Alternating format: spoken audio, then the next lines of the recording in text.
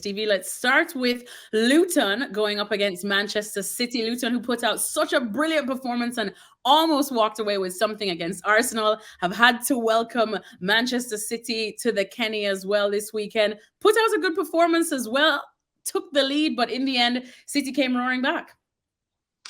Yeah, I mean, no surprise. Luton, they're always going to be competitive at Kenilworth Road. You know, it's tight, the crowd's on top of you. And so to handle Luton, you have to be competitive yourself. And I got to say, this win for City was all about that. It was about competing. Yes, they did move the ball well, particularly in the first half, but they couldn't really create much. And to go one behind, you're thinking, wow, this could be an upset. But you know what? They came back like champions. The 2 goals they got, you could say were a little fortuitous. You know, it wasn't silky soccer. It wasn't great movement and great passing and moving. It was taking advantage of a couple of little balls that ricocheted the right way. And Bernardo Silva stopped the first one away. And then, 2 minutes later, Grealish did the same thing. Again, the second goal is about the desire and the closing down from Manchester City. And Alvarez puts the ball across. And Grealish sticks it away, and all of a sudden, from 1-0 down, within a couple of minutes, City's 2-1 up. And from there, they just kept it tight. No surprise, Luton throwing everything at them. Balls in the box, balls in the air, big Adebayo, 6'4", always a handful. But Man City, as I said, they competed right to the very end. And in the end, actually got what they deserved, and that was a 2-1 victory. Well, interestingly enough, this is actually City's only their second win in their last 6 games in the league so far. So much so that we've been talking about, is there a crisis at Manchester City? Jack Grealish spoke about it after the game, and he kind of rubbished that and said, look, they've played some top teams in Spurs, in Liverpool as well.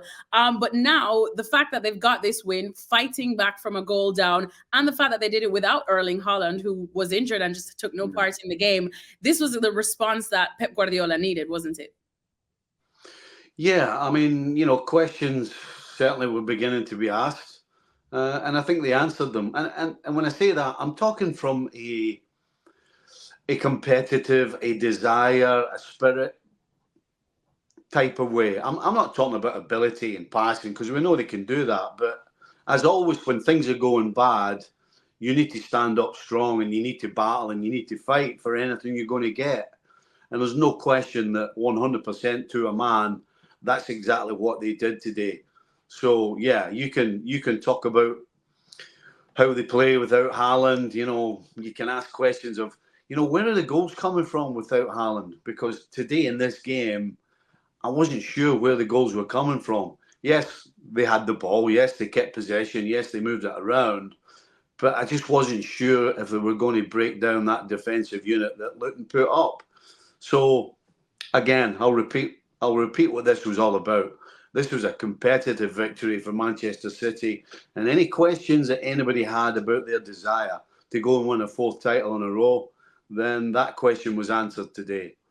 As far as how they went about it, in terms of football, in terms of creating chances, real goal-scoring chances, that again is a different conversation.